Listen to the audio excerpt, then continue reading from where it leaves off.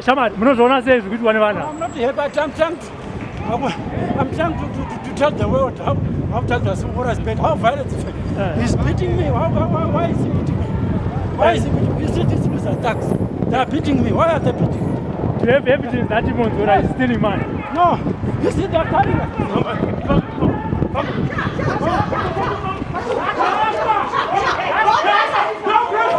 Ahora,